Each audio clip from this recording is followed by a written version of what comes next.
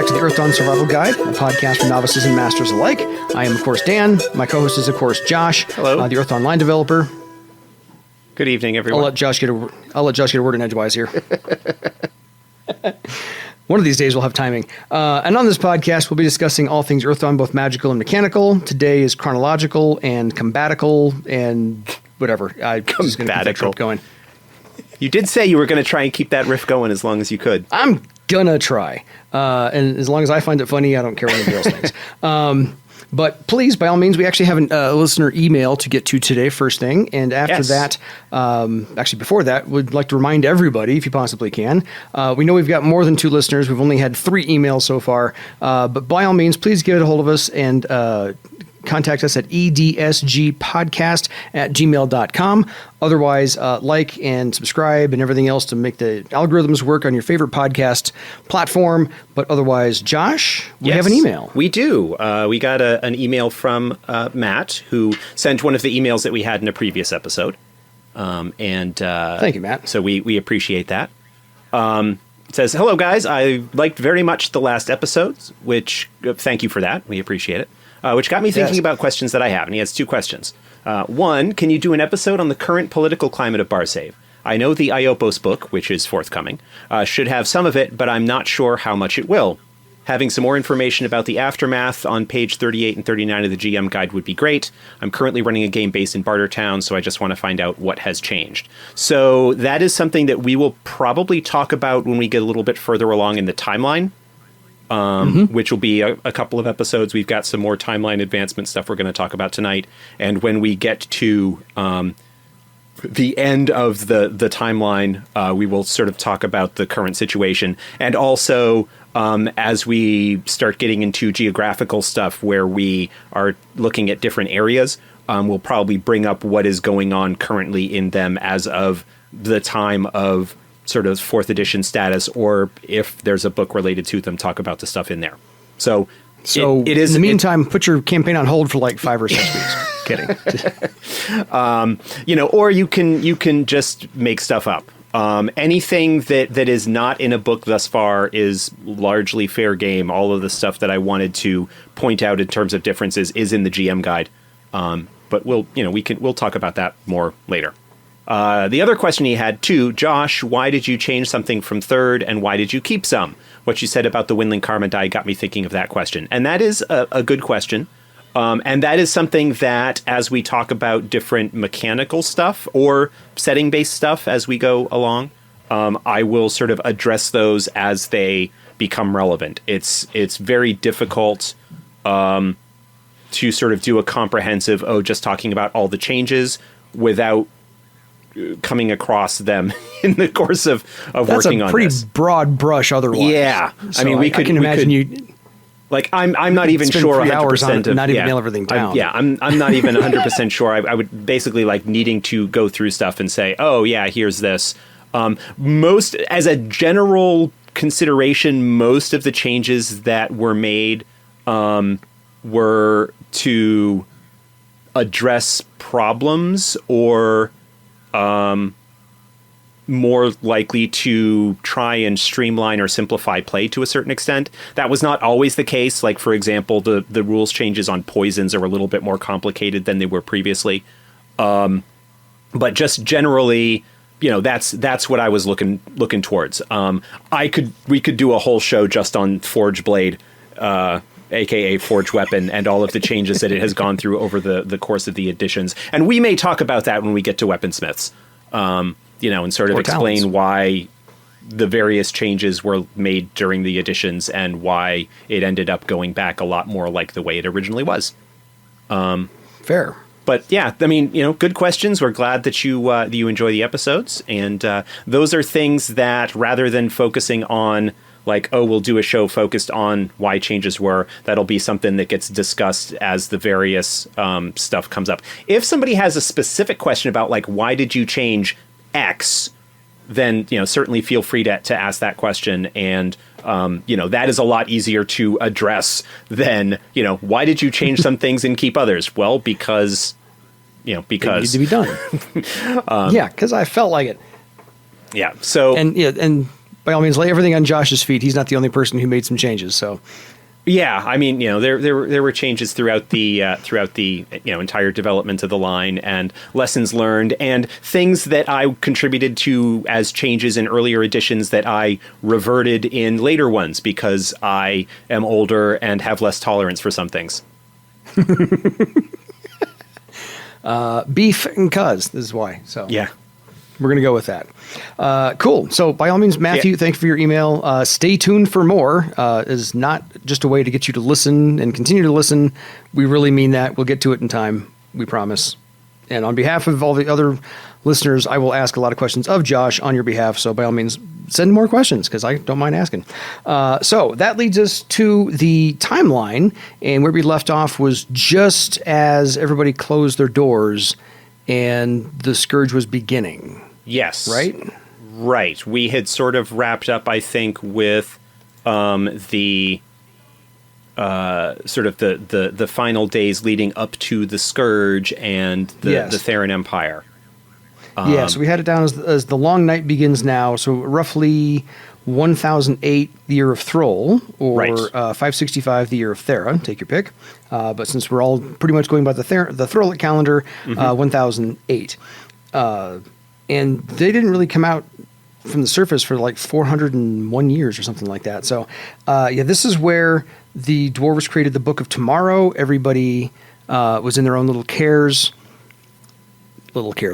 Big cares. Well, there were some little ones. And, there were some little ones, probably windlings. But mostly, I can't even say racial specific because a lot of them were probably blended, many races involved. And...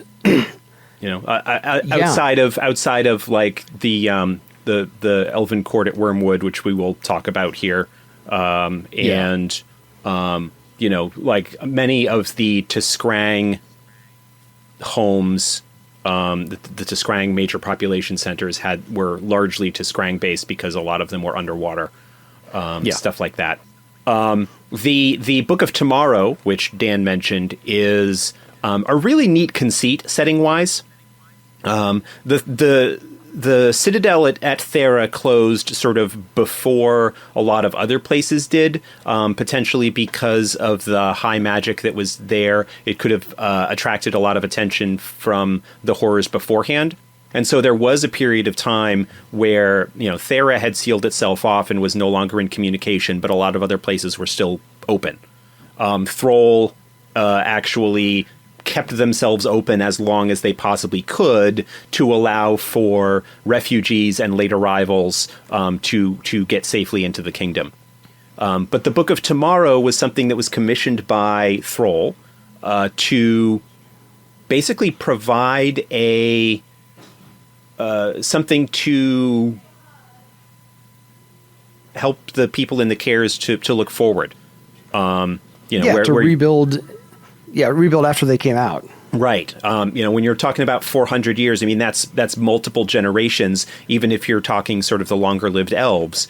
But, with people, I mean, 400 years, if we think about that, it's, 2010. We're talking about the amount of time here going back to, before the, right around the founding of Jamestown here in the U.S. Yes. Like that's the time scale that we're talking about, like from today to the first permanent English colony in the Americas. That's Plymouth Rock's what, 1607, 1620, somewhere in there? 1620 was the... Was 1620 Jamestown, or was that the landing at Plymouth Rock? I can never remember. I think it was a landing, but my history. Hey, guess what? 400 years ago, I wasn't there. Yeah. So I mean, that's what we're talking about. That's a really long chunk of time, and the number of generations and so forth that go on there, and where we've got sealed environments, and not only like the Therans kind of did a lot of work with the rights of protection and passage to have it so that people could survive the Scourge. They didn't really do anything to plan for the time after. It could be, this isn't really in the book at all, but it could be argued that maybe the reason they did that was so that a lot of the places would end up being weaker and whatnot, and no longer, and not put up much of a fight if, when the Therans returned after the Scourge. That is one possibility. But the dwarves of Thrall commissioned a book and distributed it to as many places as they could, where it included,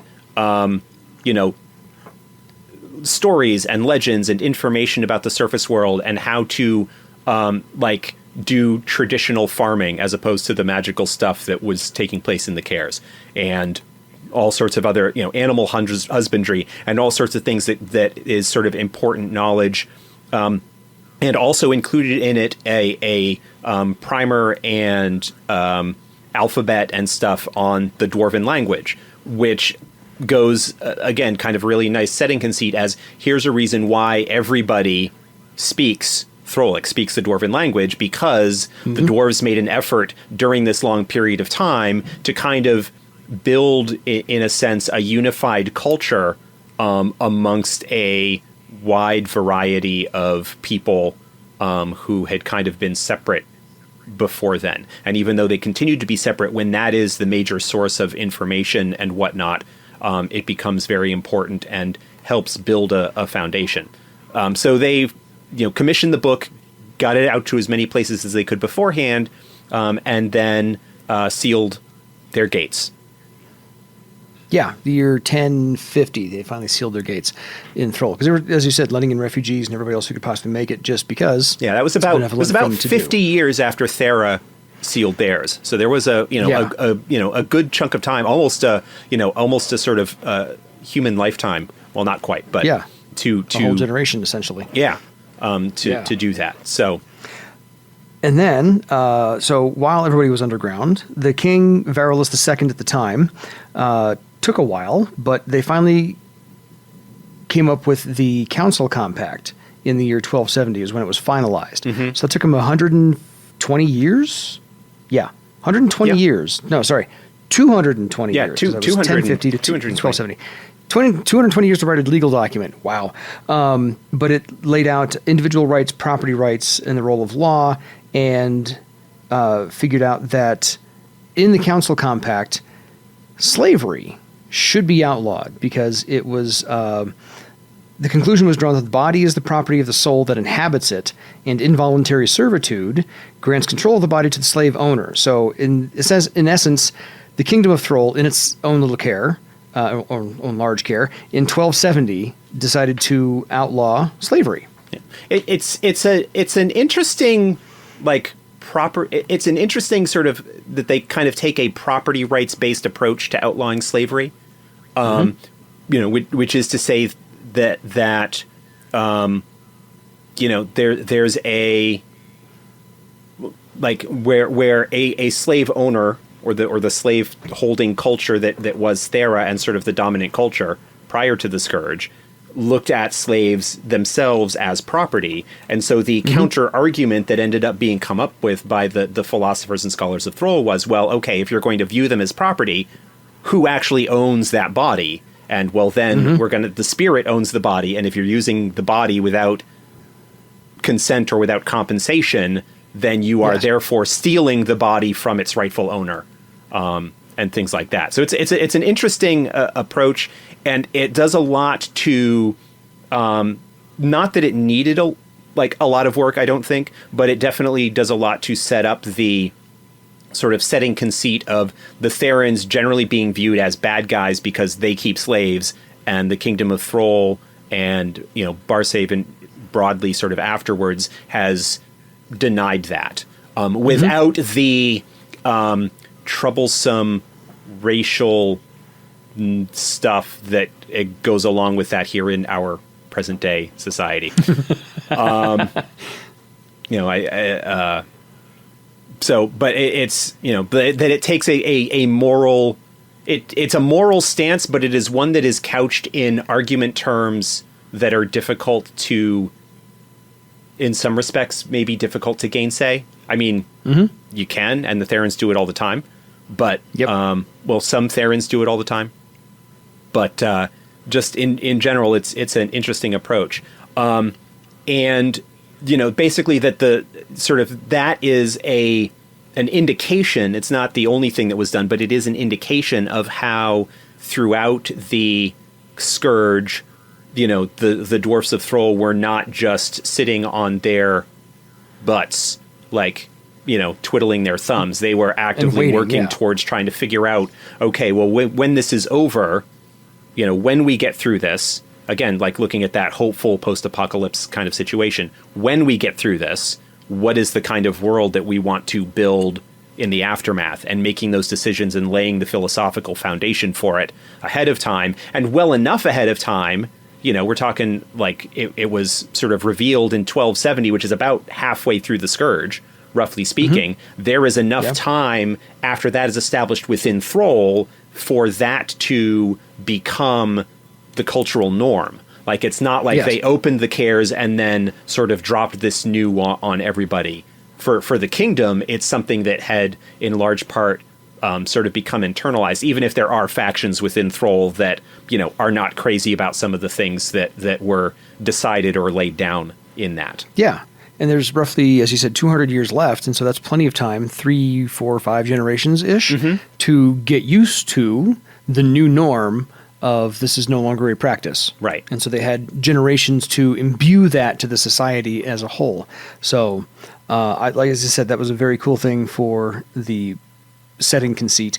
So about 400 years after the beginning of the Scourge, in the year 1415, the elemental ball of true earth stopped falling into the dish of true water and stayed there about an inch above and stabilized. Yes. And I always thought that was a really cool, magical way to tell time for the Scourge to be over with.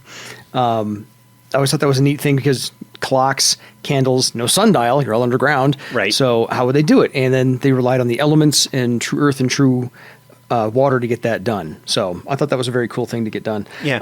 And that's, because that's something that is, at least in theory, based on the level of magic. If the Scourge and the presence of the horrors is something that's, based on, like, there can only come through when the magic is at a certain level, you have something magical that kind of measures what that level is at, and when it's down below a certain point, then you know that it's not. Now, one of the unanswered mysteries of Earthdawn is why did it stop dropping?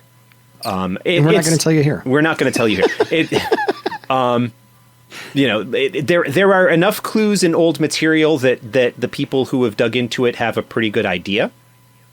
But yeah, like, that's one of the things, at least certainly in the core book, is like, magic dropped and stabilized and has been stable now for 150 years with no indication that it's dropping further, and increasing or increasing. And what does that mean in the grand scheme of things? Yeah. So if you want to go read all the old source material, challenge accepted, go for it. Or if you want to, hit me up on, you want to send an email or hit up the company Discord or stuff, I can probably have it pried out of me. Yeah. Josh will maybe just say yes or no to the certain emailer. Or I could use the great developer response to people who put forward ideas, which is, that's a really interesting idea. Tell me more. That's a good question. Yeah, love that. So, in the meantime, what happens also during the long night here during the Scourge is King Varulus I dies at 270, and Varulus II takes up the throne. The throne, yeah. And then also he dies in 1373, so just 25, 30 years before the doors open for the first search party. And so King Varulus III. So King Varulus I saw the outside, and King Varulus III saw the outside. King Varulus II never saw the outside. Never did, no. And if you look at it, the Throllic kings during the Scourge all have much longer lifespans than is normal for dwarfs, according to the racial information.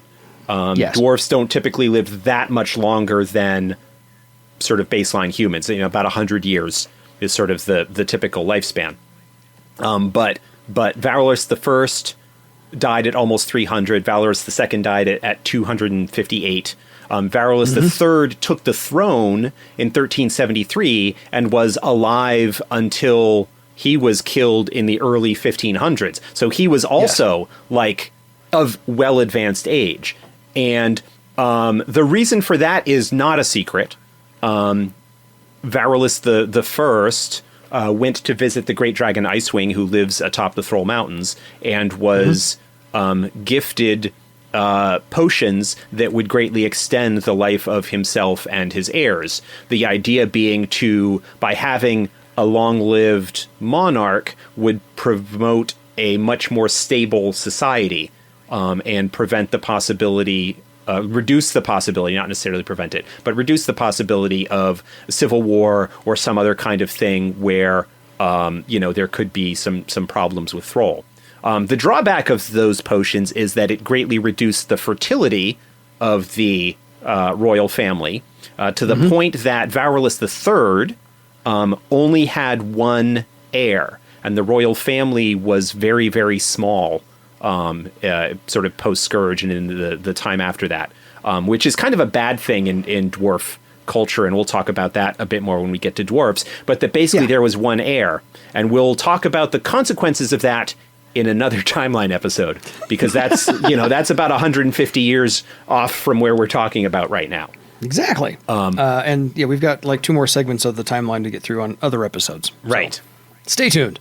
So other than that, the Gates of Thrall finally opened in the summer. I love the fact that it's summer. 1420, after the first expedition went out in 1412 and got crushed. And then they did one every year after that. Well, 1412 actually was the first expedition that did not get killed within... Oh, sorry. Right. Yeah. 1409 was the first expeditions. 1412 was the first one that actually succeeded, where the party came back with news that it was, potentially safe. Safer. And then they set forth on the Earthdawn, which was the ship after which the game is named. Yes. And it went on 2 expeditions and vanished on the third. It went on one that was successful, and then it went on a second one and disappeared. It disappeared during the second one. Okay, yeah. Yes. And its fate is as yet unknown. Which is strange, because the Earthdawn went on 2 expeditions, and most of the game is based on the rule of 3. So I'm just kidding. Just kidding. That there are rumors and stories of it appearing in the skies from time to time. But as of right now, officially speaking, its fate is undetermined. And I think unless we can come up with something really compelling or interesting for it, we may just leave that as an open mystery for people to decide what to do with in their own games. I like that idea, because once upon a time I was playing a game with a really big bad guy, and if you give the great big bad guy stats, then there's a way to defeat him. Mm-hmm. Him or her. If you don't ever stat that guy, the numbers will never succeed. And so if you never have a mystery solved, it's fun to have that always out there, that it could eventually pop in on your group or in your campaign or something like that. So you get to do whatever you want with the Earthdawn that way. Yeah, and I certainly understand the desire for some of the more hardcore lore heads to want to know what happens and to have all of the details filled in. And I appreciate that as someone who is sort of one of those, at least peripherally. But I also recognize the value in having blank spaces on the map. And that includes, mysteries that we just won't answer. And to allow game masters to come up with their own ideas to tie into those things. And at least as of right now, the fate of the Earthdawn is one of those. Much like there is very, very little information that has been revealed about the Kingdom of Landis, and even less about Ustrecht, which was the troll kingdom that was sort of contemporaneous with Carafod, and that those areas have not had a lot of detail about them, which makes them really great areas for a GM maybe to develop and flesh out on their own. There is a lot of empty space on the map But it's nice to also have some areas that maybe just have a little bit of labels. You always want to have an area, when you're talking about fantasy gaming at least, I think it's important and useful to have areas on the map or at the edges of the map where all you have is, here there be dragons. Or that we don't have much information, about them to allow people to fill in blanks. And, they might be filled in later. They might serve as inspiration for later stuff or not. But don't feel like you can't use something that you have an idea about because we haven't detailed it more. Because, it might take us a lot longer to get to it. And in the meantime, you can, do cool stuff. So... Yeah, and part of the basis of Earthdawn is exploration, because something may not have been fully explored in the last 100 and some odd years that we've been out. So and go explore it. We really want people to make the game their own in a sense, and it is very difficult to do that if we have decided what's going on with something, but are very cagey about it and hiding the secrets from people. And then when we reveal it, the secrets turn out to be kind of not great, which is a problem with some of the heavier meta plot stuff from the same era in the 90s. Yes. And I don't think, while there was a developing storyline for Earthdawn, I think it was one of the better examples of that in terms of all of the products that they came out. So we're trying to do more of the same. My best real-world example, I can't say real-world, my best movie example of this is if you watch the movie Ronin with Robert De Niro, they're chasing this suitcase, this briefcase across half of Europe, and the filmmakers decided that they would never reveal what was in the case because it's not going to be as cool as you ever would think it would be, and so you're going to get lost on the storyline going, well, what's in the case? It can't be that important. It has to be that important. They're chasing after it. And so by not knowing what's in the case ever, you focus on the story of who's doing what and why. Yeah, I mean, it's like the case in Pulp Fiction works the same way. They never show what's inside. They just open it up at one point. You kind of see a glow, whether that is an actual glow or merely a metaphorical one, given the way that Tarantino does things. You never really know. But the case in both of those is it's just a MacGuffin. It's the reason why things are happening, and beyond that, you don't need to know the details. You don't need to know. Yeah. So no, it's go from there. It's cool. Yeah. So question for you. There were two other things that happened during the Scourge. Oh God. That we need to talk about briefly. Yes. We focused mainly on Thrall and what was going on with Thrall and the stuff that they did, but there were two other kind of significant events that happened during the Scourge that I kind of flagged that we should talk about. Sorry about that. I think one of them is the Ritual of Thorns with the elves. Yes, that is one. There's one. Yeah. And I didn't quite see the note on the second one, but I just remembered that one off the top of my head. Okay, so what? Enlighten us about the Ritual of Thorns. I'll do what I can. My memory is still fuzzy, as it always is. I remember that the wards Queen Alachia had gone around and said that they didn't need the rights of protection and passage. Their elementalists were doing just fine, thank you very much. And they strengthened their forest and used true wood to create their barrier and grow their trees, and that was their outside. But as we all know, wood, unless it's petrified, is not as strong as stone, and so those wards eventually began to break down, and somebody, nobody quite knows who, figured out that when the horrors did breach, they left alone anybody who was already in pain, and so thus began if we hurt ourselves, then we don't feed the horrors, and they will leave us alone. And so Alachia decreed at that point that anybody who was in the Bloodwood needed to go through the Ritual of Thorns to keep and protect the longevity of the elven race. Yes. How'd I do? That's pretty good. What exactly does the Ritual of Thorns do? It causes thorns, spiky little things, to grow from inside your body, probably from your bones itself, through your flesh, through your skin, and out of your skin by about 1 inch or 2 inches, depending upon how well you like that transformation.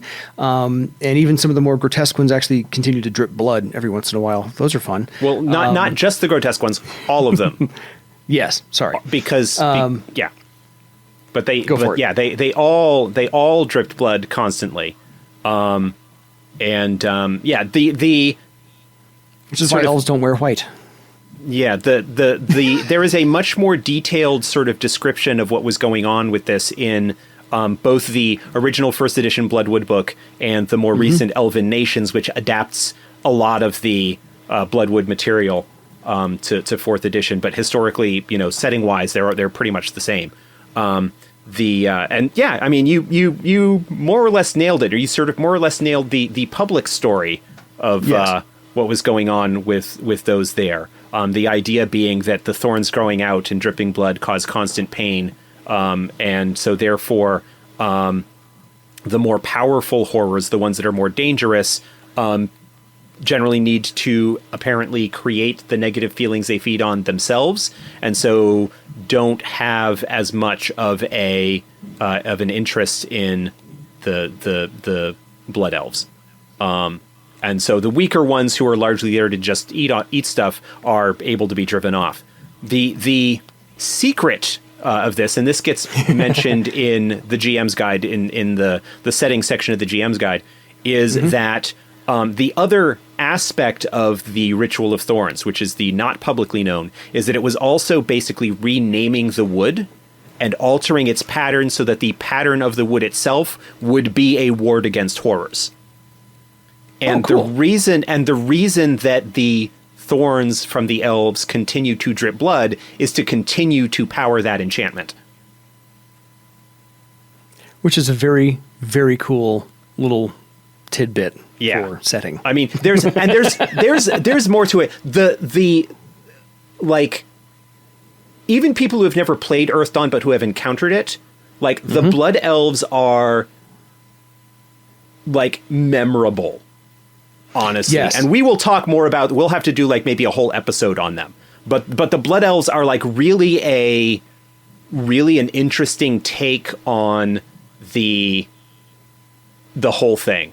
They do things with elves that are Earthdawn did something with elves that was different in a truly remarkable way.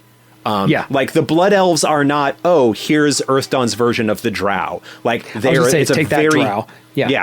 a very different, there's this whole thing with the elves and the ones that were not at the wood and so don't have the ritual, and the blood elves, and they survived, but what was the cost? And there is so, I can go on about the Alakia and the blood elves for hours. I just and the disdain from elves who have not gone through the Ritual of Thorns, who look upon those who did, and just there's something there that just I don't know what to make of you, but I don't like it, and so forth. And what was the center of elven culture, the thing that defined what it was to be an elf, was so.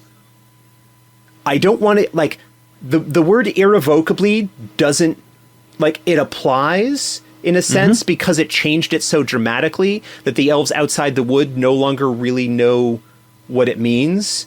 And there's this whole thing about with the ritual, and I go and get the Elven Nations books and read, because there's a lot of discussion in there about what it means and why Alakia, even now 100 years after the Scourge, is still requiring that the ritual be performed. And there's all sorts of, it gets sort of alluded to in the GM guide, the 4th edition GM guide, but the blood elves are amazing. They really are. And just, so that's, if anyone says drow elves are better in D&D, I'll see your drow elves and I'll raise you the blood elves and we'll go to blows. Because I think the blood elves absolutely mop the floor. It's just, I mean, I don't want to compare their different things, but it, again, as a response to the 2nd edition D&D, AD&D thing, a lot of other fantasy games always tried to kind of do their own take on quote unquote dark elves that always whatever. But the blood elves are not really dark elves, but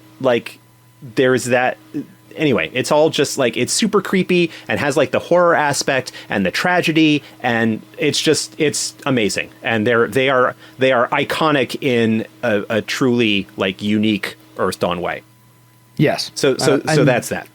And all the artwork in the books forever for the blood elves has just been fantastic. So they've always had the right artists for those. The other event is this the passions being driven mad? That actually wasn't what I was thinking of, though. The other one was Parlainth. Right. Sorry. So obvious we missed it because it was a box set once upon a time. But yes.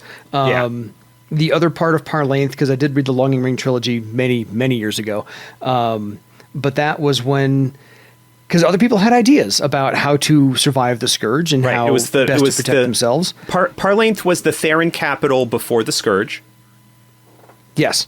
And what they decided to do instead was just when the balance is tipped to take their city, it's in its entirety, city population and everything around it, and just pop that to a little pocket dimension of astral space and kind of switch places with the horrors, because the horrors were coming here, they would go there, and do the whole like baseball pickle. You didn't catch me, I'm over here now, and wait it out. But then as part of that, so there was yes. Let's see. No, go ahead. You were gonna, as part of that. I was gonna say, they decided to erase from existence and everybody's memories all of the existence of Parlainth. So nobody would remember that Parlainth even existed for the horrors to find out where it could possibly be. So the ultimate presto changeo switcheroo, Parlainth disappeared and disappeared from everybody's memory and disappeared from every book, every map, period. Yeah, except for a few very obscure references that basically led to clues to how to bring it back. Yes. The idea, of course, was that the Therans living in Parlainth would bring it back themselves once the Scourge was over. That was part of the original plan. A little hubris there. Yeah. There was one problem, and that is that when they performed the ritual to remove the city into its pocket space, there were already horrors that had infiltrated the city. Yeah. They kind of piggybacked on that one. They said, oh, you think you will? Oh, no, you won't. Yeah. Well, and it wasn't that the horrors like knew what they were going to do. The horrors were just doing what they do, which was infiltrating the city. And then when they discovered what had happened and that they were trapped in the city for the duration of the Scourge, they were not happy, and so extended the torment of the people within it for a long period of time. Because if you're a horror and you figure out that you're going to have this nice bountiful 12-course meal for the next 400 years, and then you end up in the city where you're going to have like an appetizer for 400 years, you'd be a little upset too. Yeah. And so in the aftermath of the Scourge, there was there was a magical artifact called the Longing Ring, of which there was a novel about it. And the novel basically describes the rediscovery and return of the city of Parlainth. But basically, Parlainth, when it was discovered, was empty. That is to say, well, no, it wasn't empty. It was like none of the people that had gone into the city originally had survived. All that were left were horrors and horror constructs and undead. Yes. And a lot of the horrors sort of had actually gone into semi-hibernation because they had no longer had any kind of, food source. But when the city returned, then they kind of woke back up, and some of them and whatever. But Parlainth is basically to draw a parallel, it is perhaps like the Undermountain of Earthdawn. Undermountain being the massive dungeon that exists under the city of Waterdeep in the Forgotten Realms. And Parlainth is just basically a massive ruined city full of monsters and treasure and stuff. And there's a little outpost, safe outpost on the corner of the city that's been established. But it is, just a big, massive ruined city. With all of the awesomeness that goes along with it. And the original box set, the Parlainth box set, is amazing, has some phenomenal handouts with it. Agreed. There are two things about Parlainth that stand out, and then we'll kind of wrap this up, at least to me. One is the description how there's the city wall, right? The wall that basically encompassed the city and was the bricks of which were the foundation of the enchantment that moved it to the other plane. Yes. And there is a space between where the wall was, because the wall was constructed for the purpose of the ritual, and where the border of the city actually was. It's a space of, a few dozen yards or so.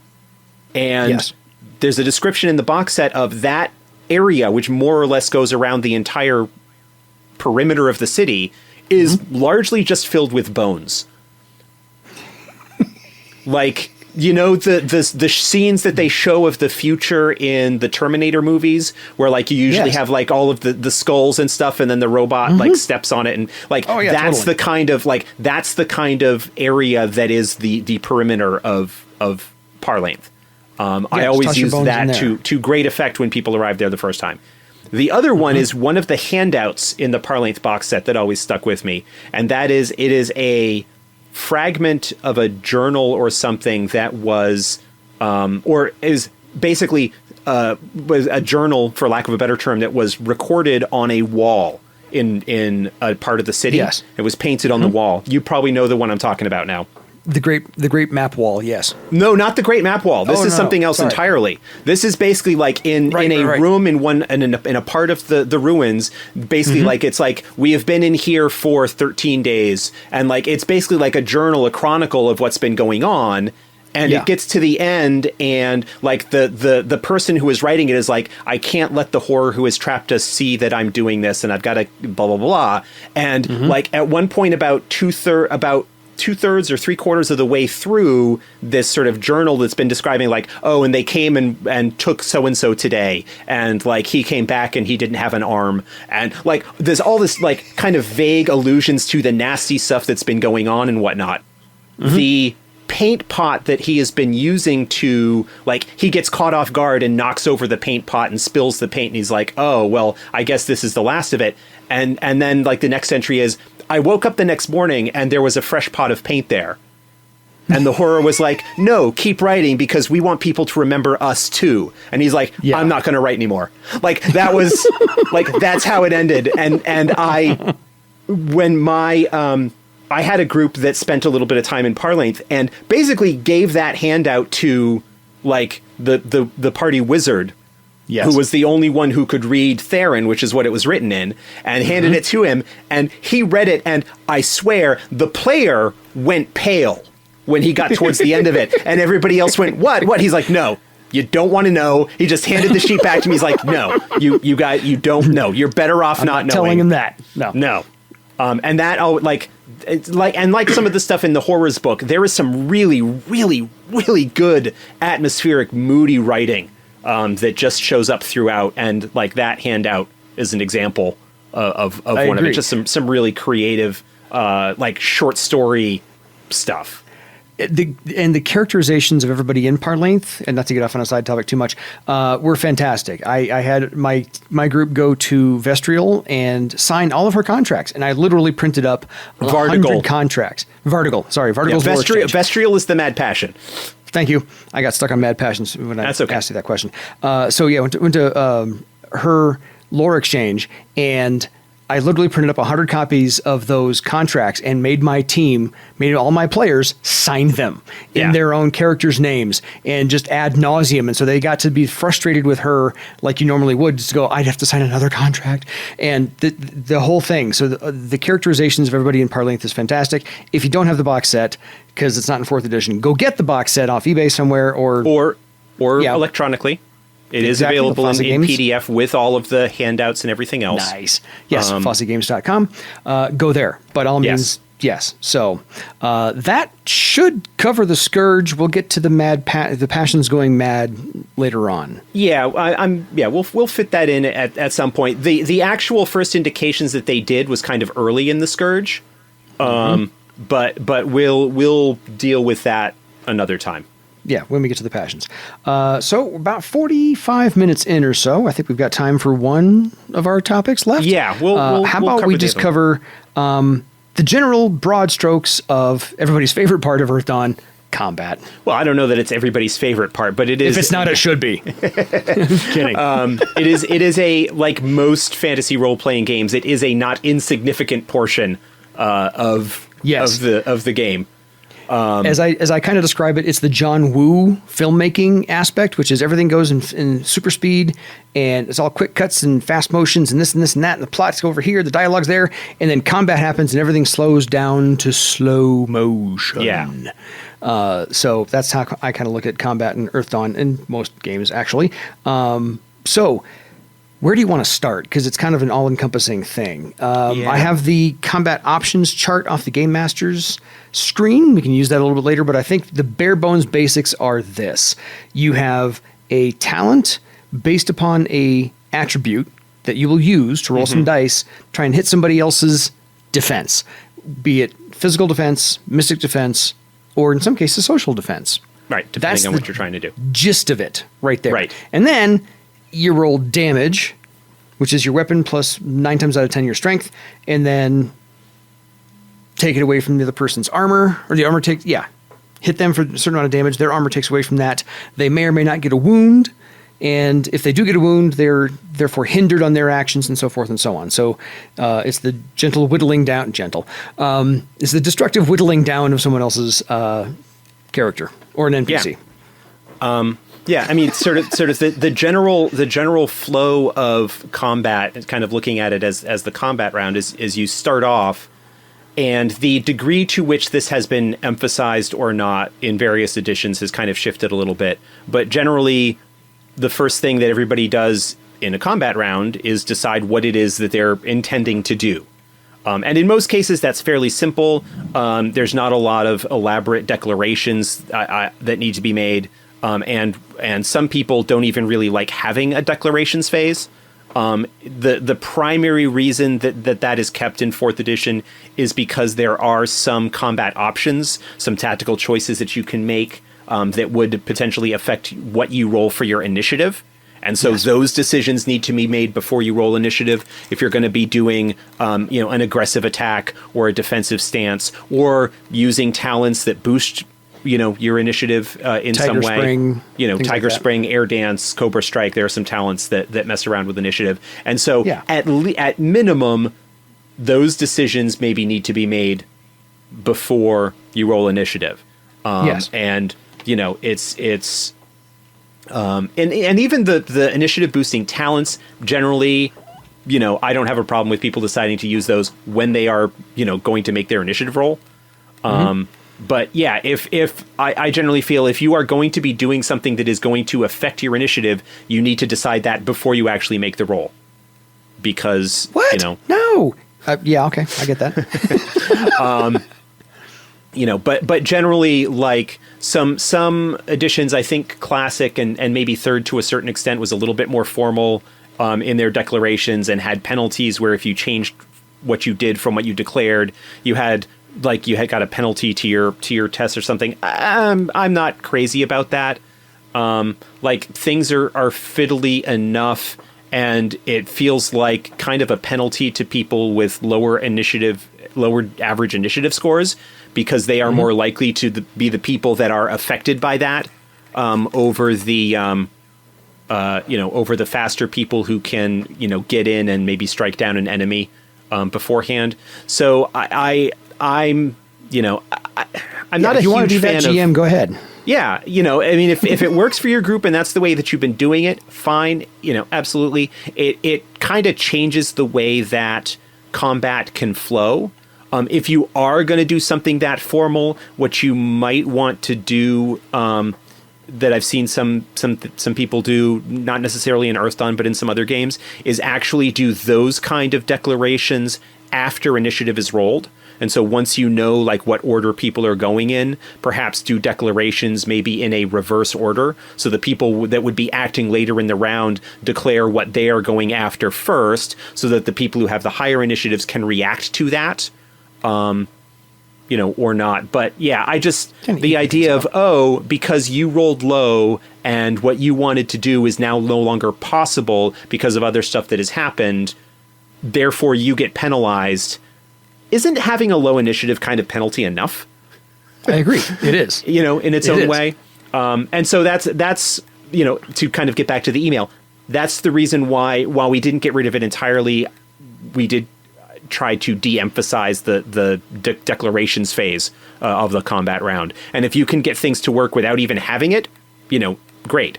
I just think there are a couple of options that can be chosen that might affect your initiative, and so therefore at least those should be decided or declared ahead of time, and beyond that, whatever. Yeah. So if you've got some of your players don't even have an initiative boosting talent, then in that case, whatever. Basically you've got depending on how you build them, warriors will have it, swordmasters typically will have an initiative boosting talent in 4th edition. At higher circles, you might see beastmasters with it because I think they might get access to Cobra Strike. They might also get access to Tiger Spring because it's got an animal name. But archers, I think, probably do as well. But like any kind of magician generally, or, non-frontline combatant, any kind of sort of support / specialist type is probably going to have typically their average dexterity rather than going first. And so that's. Go ahead. One of my players sent me a video about a month and a half ago, right before we started our 4th edition campaign, and he said, this guy's doing a thing on D&D about get rid of your initiative. It's not needed anymore. Do it more cinematic style combat storytelling. It moves a lot faster. And I'm like, but Earthdawn has initiative dependent talents, and really can't get rid of that here. I mean, I think one of the things that... And I think Earthdawn combat is cinematic enough. Right. I mean, that you don't need whether something is cinematic largely depends on like the amount of description and whatnot that the players and the GM kind of give it at the table. But like one of the popular, like the fact that D&D in its more recent iterations has gone to, and Pathfinder does this as well, has basically gone to a cyclical initiative. That is, you make one initiative roll at the beginning of the combat, and then that determines the order. And then when it gets through, you go back to the top of the order and then go through, so that everybody basically gets turns in the same order. And that does in some ways make it kind of easy to like mark durations of stuff, because it always it goes into effect on somebody's turn and they have so many turns with it. But it affects everybody equally throughout the course of the round. There have been discussions that I have seen come up with perhaps adapting Earthdawn to a cyclical style initiative. And I understand the desire to do that, because rolling initiative every round can, that's an additional die roll. It can take up extra time and blah, blah, blah. But when you're looking at doing something like that, you need to figure out how the initiative boosting talents like Tiger Spring, like Air Dance, like Cobra Strike, though that is less frequent because it's a higher circle talent, but Air Dance especially, because Air Dance, its special thing is if you actually roll high enough with it and you're going fast enough, you get an extra attack, and you need to figure out how those talents are going to interact with a cyclical initiative system. There's some other interesting initiative systems that I've seen out there that don't even necessarily use a lot of dice. There's one that I've seen where it's determined who is basically whoever speaks up first acts first in the first round, and then when their turn is done, they nominate either another player or a NPC to act next, and then that person goes, and then they nominate somebody else, but you can't nominate somebody who's gone before until everybody else has gone once through. And so what you can do with that is that you can set up, oh, well, I'm going to do this thing to set you up and I'm going to nominate you next so you can take advantage of it. And do that sort of thing. And that's kind of cool, because then what happens is oh, great, maybe you do set it up so that your entire group acts first and does all of their stuff, but then all of the NPCs, all of the enemies maybe get the same kind of thing where they're all acting together before it's I don't know what, I've run into that. I don't know offhand what game handles it. But there are some things like that. But yeah, the Earthdawn initiative system has talents kind of baked into how it functions, and to make alterations to that would require a much more broad-based reconceptualization of how some talents work. Yes. Not saying that it couldn't be done, but it would require a tearing things down to a much more basic foundation than they We'll exist. save that for 6th edition, because no, kidding. The only other initiative system I've come across that might help kind of bridge the gap there is the role-playing game Corporation by Brutal Games. They have an initiative system, which is where you roll it once for every single player, including the NPCs, and you only re-roll your initiative once the, air quotes, scene changes. So if the people move apart, if you're running away, or if you change the terrain, or a certain spell would alter the dramatic landscape, yes, reroll your initiative. Now the situation has changed, and then you play a couple more rounds, and then if it changes again, you roll initiative again at that time. So it would spread out the number of times you roll initiative to like once every 3 or 4 rounds versus once every single round. Yeah. So that might bridge the gap there. So that's an interesting idea. So then, once initiatives have been rolled, whether you're using the bonus talents or not, highest result acts first, and you count down from there. Highest, then next highest, then so forth, all the way down. Basically, when your count in the initiative comes up, you get to take an action, or what's called in the rules formally a standard action, which is like your basic attack. Whether that's attacking with a sword or casting a spell or firing an arrow or anything else. And the talents in the game and the skills all indicate whether they are a standard action or not. And then you can take free and or simple actions, subject to the limits of whether other stuff has happened and game master approval and things like that. And then for each action that you are making, you roll the dice for it. You make a test and against the difficulty number, and it either succeeds or fails. If you are making an attack, like trying to hit somebody with your sword, then you roll your melee weapons against their physical defense, as you kind of alluded to earlier. And based on the success or failure of that, you may do damage. Damage is reduced by armor, and that goes there. The one thing that I do kind of want to call out here, and it's talking about damage a little bit, is the a lot of people who come to Earthdawn from a D&D mindset are used to having like hit points where you have a total, and then each time you take damage you subtract until you go down to 0. That's not really the way that it is designed to work in Earthdawn. The in Earthdawn, when you take damage, you actually are starting from 0 and adding to it to determine what is your current damage.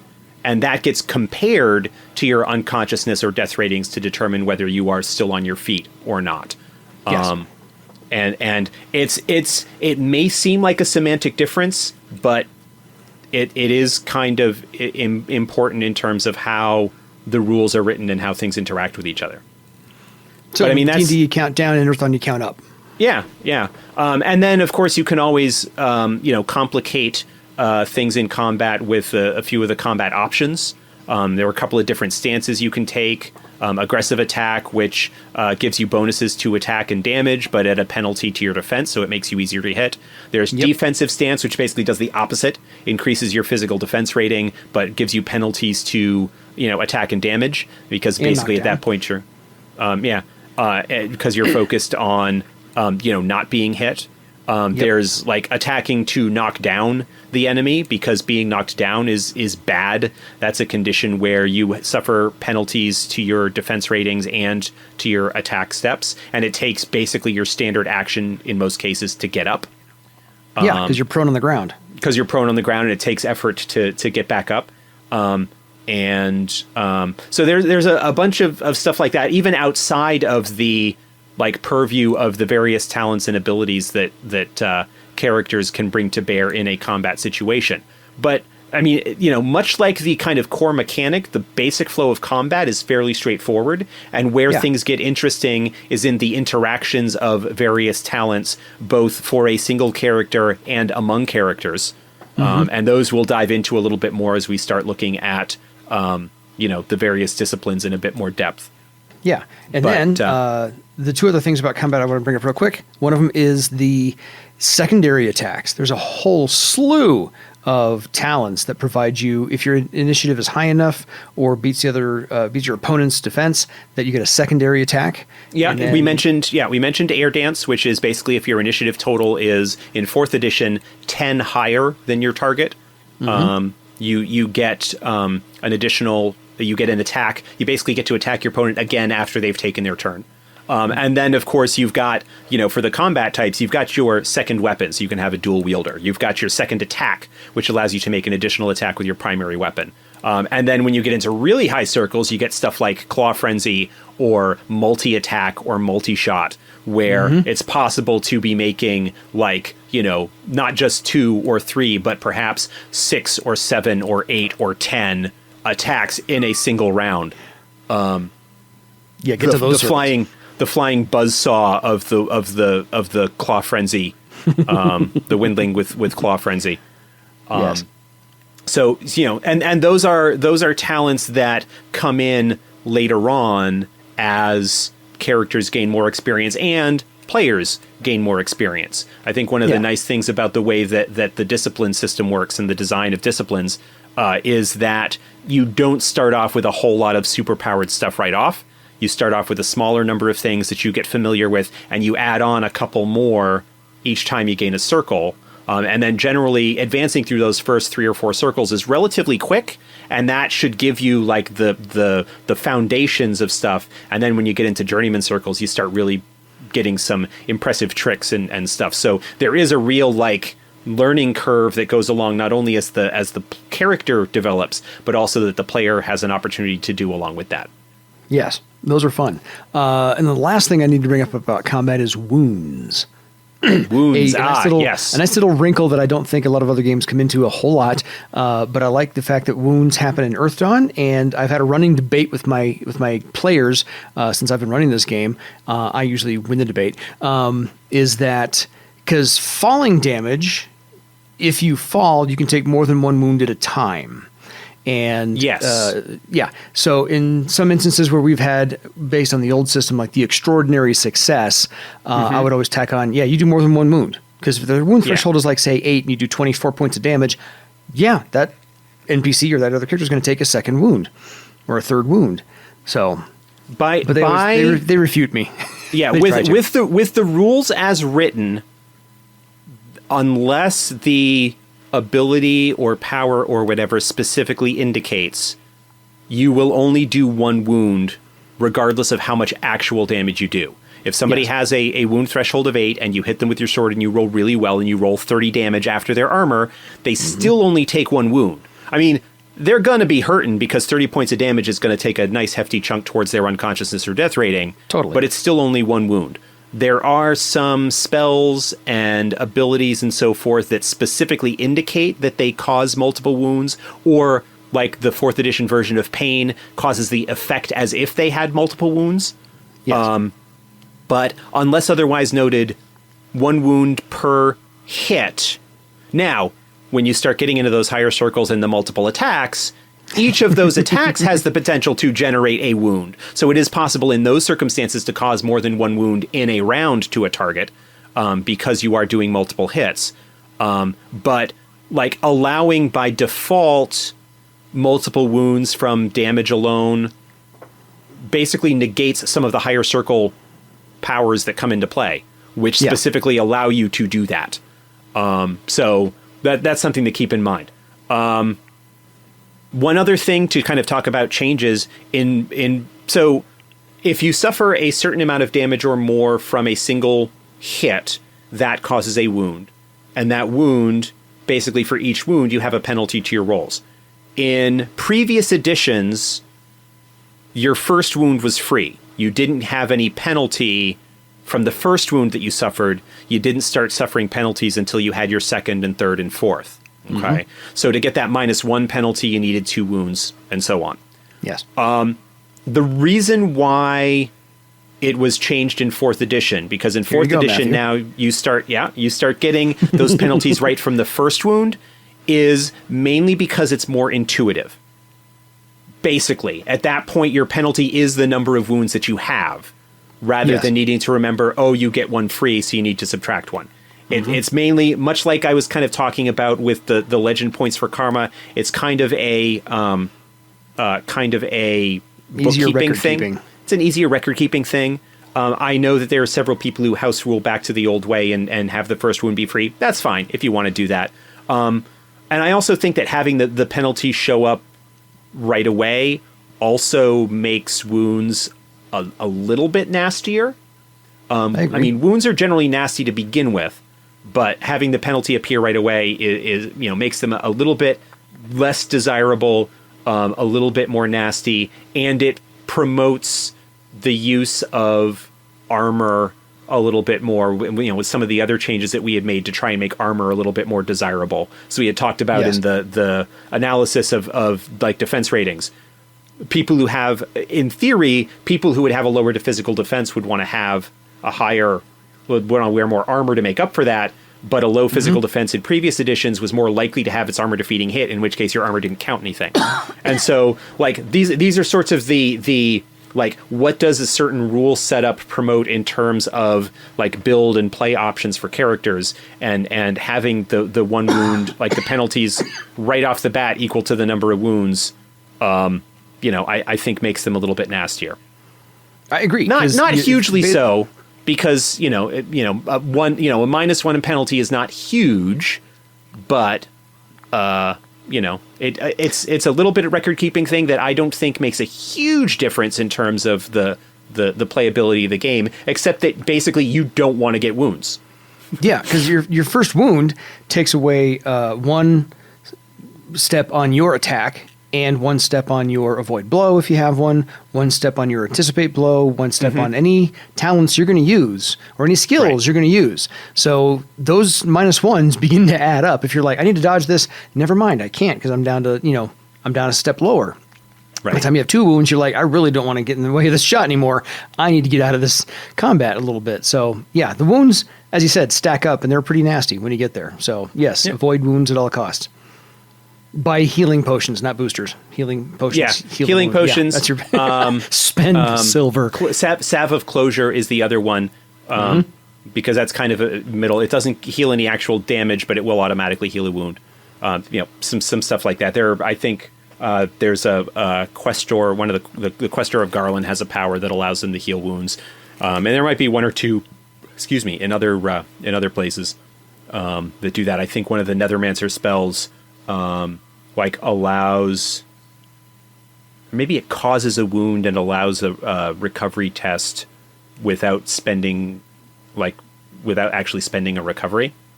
I forget. It's the aspect of the evil surgeon. That's not the actual name of it, but that's basically what it is. There's a reason we wrote it all down in the books. Yeah. But yeah, so I mean that's the basic flow of combat, and then once everybody has taken their turn, counting down to the initiative order, then you start a new round, and everybody rolls a fresh initiative and starts over. It does can sometimes make tracking initiative or tracking durations of stuff a little bit annoying, because depending on how you handle it, it's possible that if you do something like situation where somebody gets knocked down at the end of the round and then happens to roll well on their initiative and is able to get up before anybody can take advantage of it. You can look at some situations like that. Like what happened with old versions of the maneuver talent, for example, where if you acted late in the round, you would roll maneuver and then hopefully roll really well the next round. And so you could have just a really short period of time with your other physical defense rating to not get hit and stuff. But, generally speaking, most durations now are measured towards the end of the round, even if it ends up making them last a little bit longer, simply so that there is at least an opportunity at least once to take advantage of an effect that might be there. Cool. Like acrobatic defense. Like acrobatic defense, although that doesn't... the acrobatic defense, I think, is just good for the remainder of the round in the new version. Yeah. There are things like that. But basically things either last until the end of the round, or when we're talking about spell effects and whatnot, typically are until the end of the subsequent round. Usually if you're using it on yourself, it will be until the end of the round. And if you're using it on somebody else, it will be until the end of the next round, just so that there will be an opportunity at least once to take advantage of that on somebody. So yeah, because magicians don't always go first. So magicians usually don't go first. I was trying to be nice.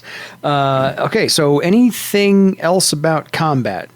Because we have So we covered armor, which is just a simple deduction. So if you take, if you're wearing it's hide, which has 4 points of physical, and you take 8 points of damage, you take 4 points off. Your body takes 4 points. That's it. 5 points for hide armor, but that's the. Mm-hmm. I mean, like the exact figures are not as important as the illustration of, if you have 4 points of armor and you take 8, then you only actually take 4 damage, and that applies across the board. We didn't mention extra, like if you are doing a melee attack or a physical attack against someone, that the extra successes do additional damage by default. Mm-hmm. We talked about that a little bit in our discussion of the success levels last time. But that's, basically the idea is if you roll really well on your attack, you end up doing more damage. And that's each success is +2 steps, plus right? 2 is the default extra damage on your basic. Gotcha. On your basic attack.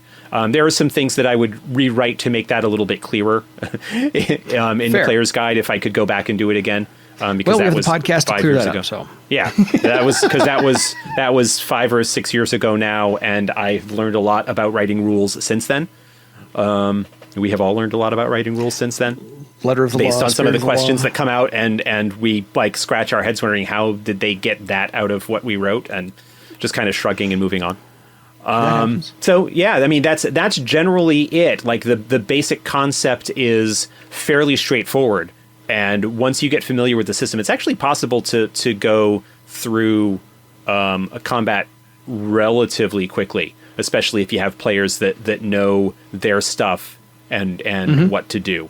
Combat, in 4th edition, we have tried to have combat be something that is a little bit faster in the sense, not necessarily of how fast each round plays out at the table, but more that you would typically have fewer rounds of combat that you would play. Fair. We have tried to avoid having like super high health totals for creatures, so that so that enemies, that monsters and stuff tend to go down a little bit more quickly. Mm-hmm. And to have combat in that sense flow a little bit faster. Because exploding dice can always turn the tables like remarkably. You can think things are going well, and against what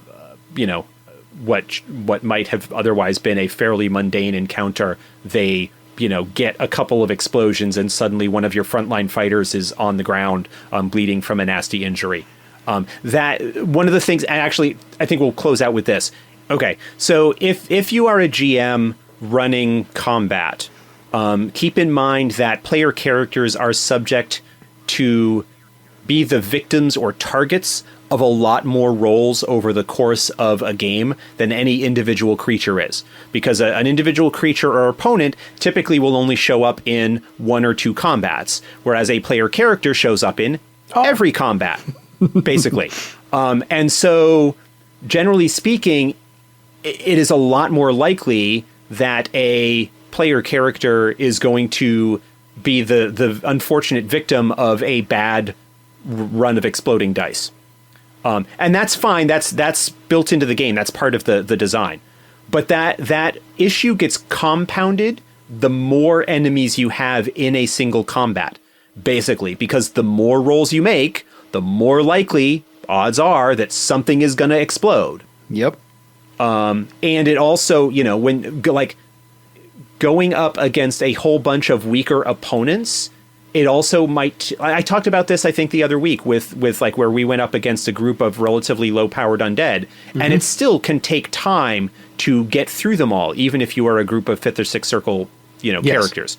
And so a larger group of weaker opponents can still be a challenge, just because of the odds of that one freak roll or a couple of freak rolls doing a really nasty thing to an individual player, and keep that in mind. And that leads into discussions at the table of, well, how are we going to handle death at the table? And like, is death on the table in every fight, or is the GM maybe going to fudge things a little bit so that a player is not necessarily like cacked by effectively a random encounter in the woods. Like, what is the level of danger, of fatal danger that is going to be expected in the game?